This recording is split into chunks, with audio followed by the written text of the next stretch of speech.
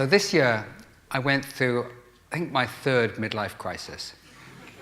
Maybe my fourth, who's counting? And I was up against, once again, those vexing questions of what am I going to do when I grow up? And I've had, I think it would be charitable to say, an eclectic career. And in trying to think about what to do next, I struggled to look back and see, well, what have I done? And out of these varied activities, are there certain common themes and common threads that I've been concerned with? And to my relief, I found that they were. I found that there were, in fact, three. The first one is that over the past 10 years, I've consistently worked with people, with companies and organizations who were addressing huge problems that arguably threaten the viable continuation of life and civilization. I felt drawn to these critical vulnerabilities, to the places where our beautiful, threatened, fragile, and intricate and delicate world is vulnerable, and to do my insignificant, tiny little bit to try and address and protect those vulnerabilities.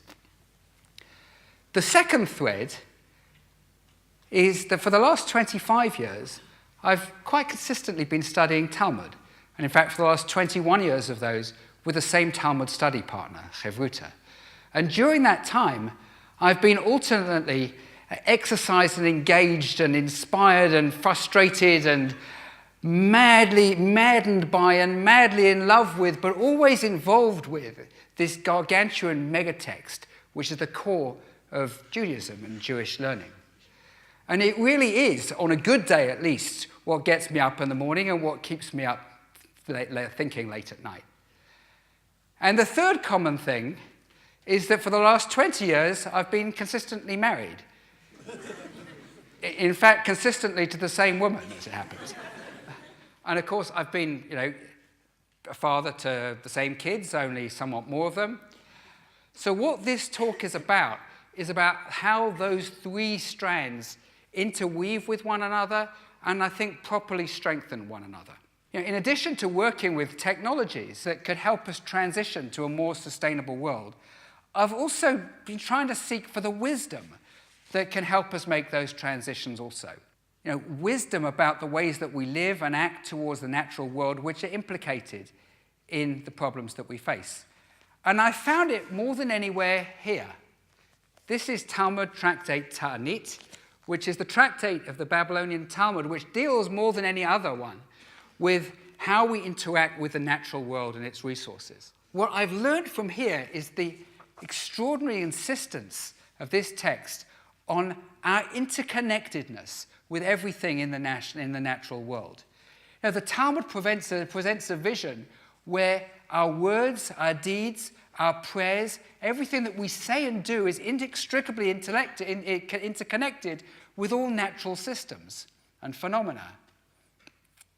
The idea that we are somehow connected to the weather is not a new one. It's in here. Now, of course, the connection and the paths of influence are very, very different from what the way climate scientists tell us that we affect the weather. But the spiritual structures, I believe, which are described here, actually help us to live in a world where that is the case and to make us constantly aware of that interconnection. Now, climate change is at its root a problem about interconnection. One of the scary things about climate change is that perhaps, and probably, the energy that we burn in Hendon can actually in some way affect the livelihood of subsistence farmers in Bangladesh. It reveals our interconnectedness with everything. And actually, interestingly enough, some of the things that we need to do to address it restore our lost interconnectedness with natural systems.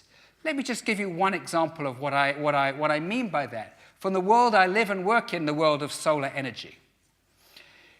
You're probably aware that solar energy is good because zero carbon emissions and helps climate change that way. But there are actually other benefits which you might not have thought so much about. For example, I think solar energy makes us aware of our interconnectedness with and connection to the ultimate source of our energy in a way which nothing else can and does. Compare, for example, with getting our energy from fossil fuels. How does that work? Well, you dig a big hole in the ground, you haul up oil and gas, which is in fact billion-year-old fossilized sunlight, right? You cart it hundreds of miles across the country, you burn it in a power station, you send it hundreds more miles to your house, it comes into your house, you flick the light. If you were trying to conceive a way of getting our energy which would maximize our unawareness of where the energy ultimately comes from, you could not think of a better way of doing it. Compare, on the other hand, solar. You've got your solar panels on your house, you've got your sun up in the air, sunlight comes down, hits the solar panels, boom, turns into electrons, you turn on the light. It's a beautiful and simple way of making us realize our interconnectedness and dependence on this amazing source of almost infinite shefa, almost infinite flow, which enables us to power life and everything that we do. The solution to this problem of interconnectedness comes from interconnectedness. And that's one of the things that I've learned from this book. Now, to learn a little story about which it brings together some of these themes in a way that expresses it much better than I could, I actually thought of this story a couple of weeks ago when I happened to be out shopping in Talpiot in Jerusalem, buying dinner for my family, and I bumped into my old friend Michael Kagan, who some of you might know. And it turns out that Michael was off to China the next day, and Michael was going to speak at a conference about educational technology in Beijing. And he really wanted to learn with them this Talmudic story. So standing outside the supermarket trolleys, he said, can I just ask you a couple of things about that story? So I said, sure. So before going into the supermarket, I go over the story with him. And together we came up with things that we never thought of before, because that's what happens when you study Talmud. So the story, the first part of it is very famous. The second part of it is less so. But you can't understand it without looking at the whole together. Rabbi Yochanan said, all his days, the saintly Honi was bothered by the verse, a song of ascents, when God brought the exiles out of Zion, we were like dreamers. How could people sleep away 70 years in a dream, Honi wondered. One day, Honi was walking along and saw a man planting a carob tree. How long till that carob tree bears fruit, he said. 70 years, came the reply. Are you sure that you'll be around in another 70 years, inquired Honi. The man answered him, I came into a world that had carob trees in it. Just as my ancestors planted it for me, so I will plant it for my children. So up to here, this is without a doubt the most famous Jewish environmental story there is. There's no Tu B'Shvat Seder, no clarion call to environmental action which does not refer to this story in my knowledge. And it's easy to see why.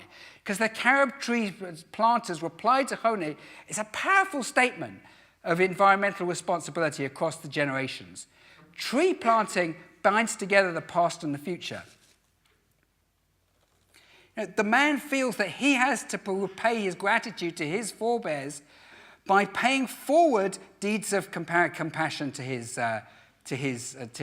descendants yet to come. The comparison cries out to be made. Just as we came into a world blessed with a myriad of species of butterflies and polar bears and abundant natural resources and a stable, beneficent climate, so too we should act to bequeath these blessings to our grandchildren. Could we wake up in 70 years and be at peace with the world whose seeds we're planting now? That's the measure of the success or failure of the actions that we take today. It's a powerful message and it's an important message, but it's only the beginning of what this story is about. Because the story goes on. Honi sat down and ate his sandwich, after which he dozed off. A shard of rock rose to cover him from view, and Honi proceeded to sleep for 70 years. When he woke up, he saw the man picking carobs from his tree. Honi answered, are you the one who planted that tree? No, I'm his grandson, the man replied. Oh, it seems like I must have been asleep for 70 years, Honi said. He noticed that meanwhile, his donkey had produced many donkeys, as donkeys tend to do. So he went to his home and he asked, is Honi's son still alive? And they said, no, but his grandson is. And the guy, Honi, said, guess what? I'm Honi. But they didn't believe him. Then he went to the study house and overheard one of the rabbis saying, these sayings are as lustrous as they were in the days of Honi the circle drawer. So Honi was pretty pleased to hear that. And he said, hey, you know what? I'm Honi. And they didn't believe him. And then every question the rabbis asked, Honi was able to answer. But he said, I'm Honi, but they still didn't believe him. So Honi felt very bad. He became distraught and he prayed for deliverance and he died. And Rava says, this is what people mean when they say either friendship or death, or chevruta or mituta in the haunting Hebrew. Now, we could say a lot about this story, but let me just say two things about the end. In the world of 70 years hence, it's not just the carob tree that teaches Honi about responsibility for what lives after you. He meets his descendants. He hears his educational legacies decided with reverence in the house of study. Through each of these, Honi learns the universal truth that the most important investments that we make come to fruition beyond the span of an ordinary human life.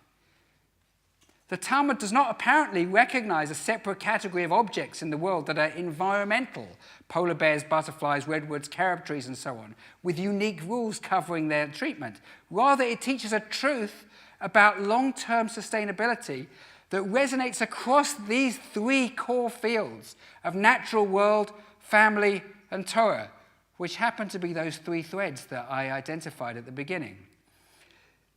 Our actions now bear fruit long into the future, even after we're no longer here. Second, I just want to say something about this last line. Or chevruta or mituta, literally or chevruta or death. Now, we know what chevruta is, right? This is Limmud, right? Chevruta means learning Jewish texts together with a partner. So Rava seems to be commenting here just on the last part of the story, what happens in the Beit Midrash. Saying, in effect, if you've got no one to study with and you're locked out of the companionship of Torah students, then you may as well be dead, which is a fairly extreme way of saying you should come to the Chevruta project tomorrow morning, 9:15. But I actually want to understand Rava's comment differently, because the word Chevruta, I think, really means connection. It comes from the Hebrew word chibur. In this light, I want to translate Rava's remark, either connection or death. You know, it's like, for those who know it, the famous epigraph of E.M. Forster's novel Howards End, only connect. Only connect. Understood thus, Rava is not merely glossing the last part of the story, but he's commenting on the whole story.